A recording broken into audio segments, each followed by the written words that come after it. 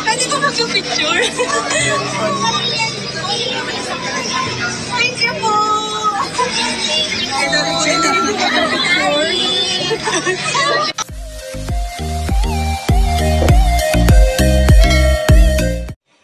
Sikat pa rin talaga si Tony Gonzaga. Ang buong pamilya ni Tony Gonzaga kung saan ay namasyal sa Dubai.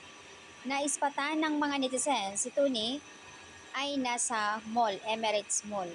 Sobrang natutuwa ang mga kababayan, mga OFW nang makita si Tony at sabay nagpa-picture sila.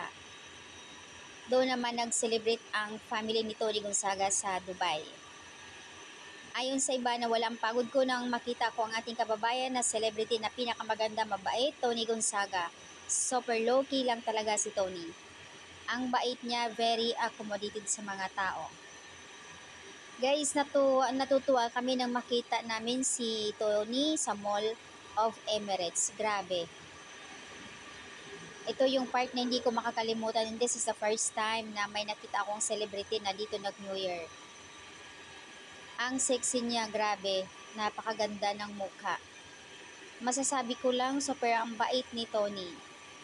That's I love Tony so much, of her family too. Matagal na.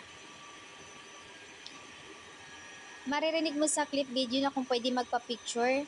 Una pa lang nakita ang isang store, ang mga tindera, at nagsusulputan na ang ibang mga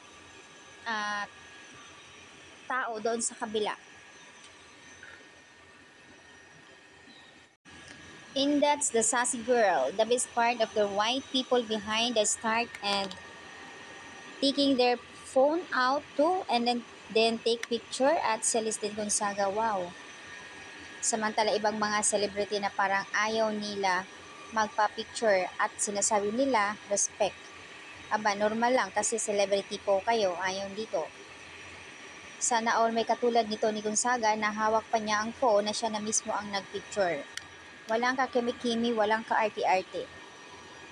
I love Tony Gonzaga. Ayon sa mga comment dito, nakakatuwa naman.